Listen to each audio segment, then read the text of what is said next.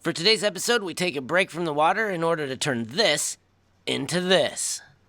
My name is Zachary McNaughton, and I am not a professional angler. I've been fishing for over 20 years, and the one thing that these years have taught me most is that I have a lot to learn. So let's meet some of Vermont's true master anglers, and together we'll discover some fishing techniques and explore the many species that this great state has to offer.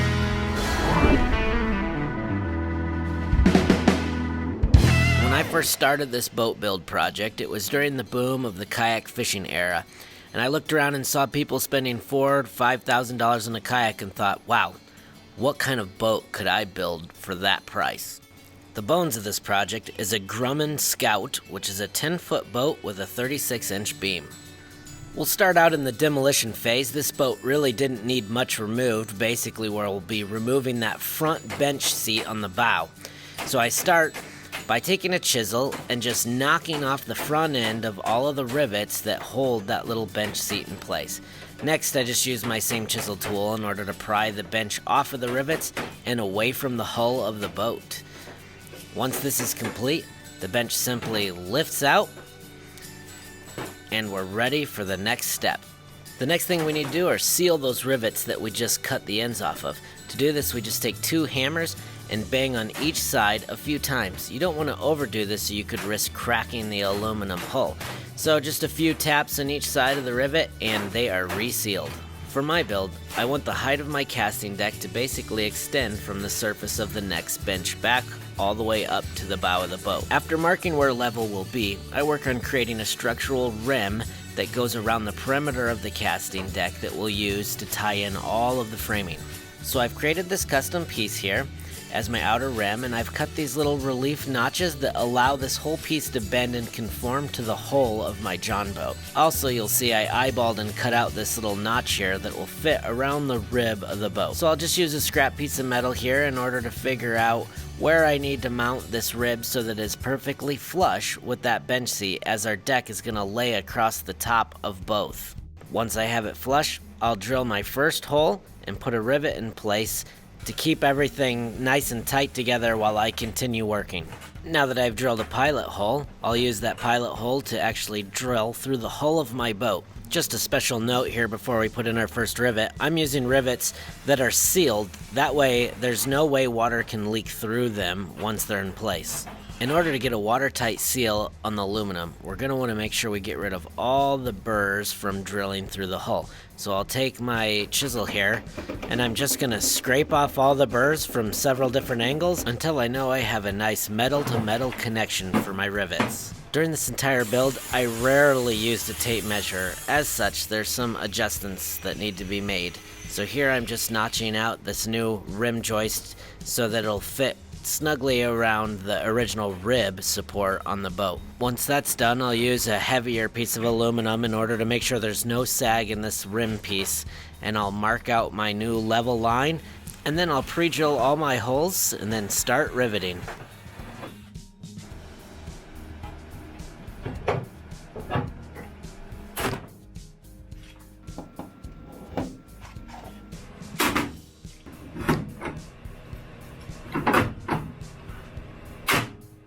Basically, from here on out, I repeat the process around the entire perimeter of the casting deck.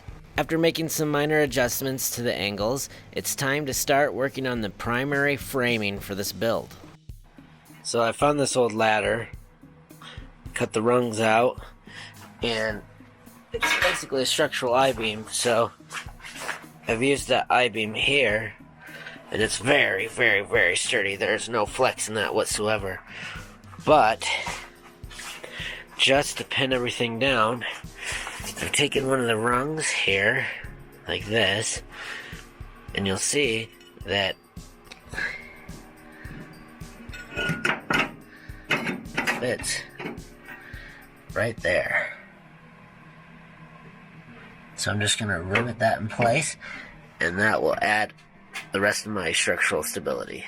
Another thing that I did in order to increase structural stability is I added a little piece of angle aluminum to each intersection of an aluminum framing joint, just to really stiffen things up and add a lot more support. So the plan will be to foam and seal this put the top on. Use marine grade pour-in flotation so that it fills every nook and cranny and also surrounds these joists and everything, locking it all in place. And this will be an open hatch with a water sealed lid, and that's where I'm hoping to put my lithium battery to power this thing. So here we go.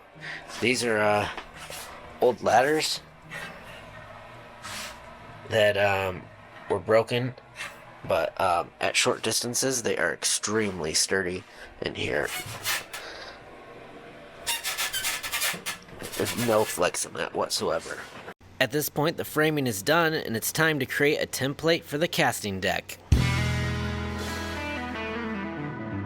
So when creating a template, what I did was I chose a piece of filter fabric that's used for landscaping, and I laid it out flat, overlapping everything, and then I cut some holes in it that lined up with studs. So here's a hole, and I put tape over those holes to tape it down to the studs. That way it wouldn't shift around while I was working. So I had some more here, but that's all been cut out now. So then what I did is I took a razor blade and I put it down the edge of the boat, and I cut along all the way around the perimeter of this piece. So I got kind of a jagged edge doing that, so I used this tape to straighten out my edges during that process. So then what I did was I took this and I laid it out on a piece of coroplast, and that allowed me to trace that template and transfer it to this piece of plastic. And this is just that signboard material. You can pick up a 4x8 sheet of it for 12 bucks. So I transferred my template onto here, and then again I used some tape to just fix some of the edges as I went, and then I took this piece here to the machine shop, and they cut it out of aluminum for me, which is what you now see. And the aluminum did need to have some trimming to fit in place, but that's basically how I templated this casting deck. And now it's been riveted down, and you can see here the opening lined up perfect thanks to the template. And now I have storage in here, and I've run this hose here that I picked up at the recycling center, and that comes out here, and this is going to be a trolling motor box right here, a mount for my trolling motor, but also it'll be electrical panel and rod holders. So I'll show you more on that as we go along, but basically all the wires will run from the battery well through here up into there to connect the trolling motor and all my accessories, which will be mounted up here. So I'm also going to be injecting this with closed cell foam, and I'm going to figure out a way to build some sort of a box in here to prevent that foam from filling out into this area. That's where we're at right now. Next phases will be setting up the electronics, which are on order, and also I'm going to be adding in a seat post right here that'll come up, and it'll be a leaning post. Quick update on the boat. Starting sanding, or the painting process on the inside. I've sanded it, acetone it down. We're starting with this base sand color, and then we'll put the camo over that. It does look like some of the paint I bought, the two cans were slightly different colors, as you can see there, but overall I really like the sand look, and I think it will match really quite well with you know, all of the dead stuff in a typical marsh backdrop. So that's where we're at right now. I need to get these letters off here still. Kind of struggling with that. They're on there pretty good. Might just paint over them, we'll see.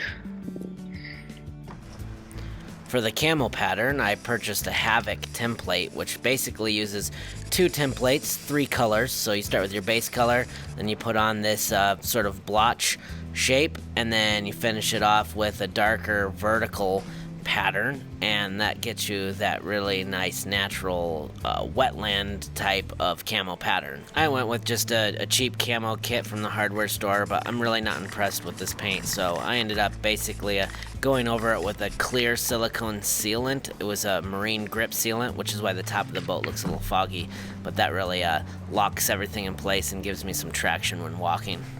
And that brings us to the finishing touches on the boat. The first thing I want to point out, a lot of these videos you're going to see the mud motor on here, and the mud motor ended up to be a total disappointment. It just did not work properly on this boat. In the end, I sold the mud motor as it really just didn't work. It was frustrating. But let's get back to the things that really did work out on the boat. So starting at the bow, working toward the stern, here we go.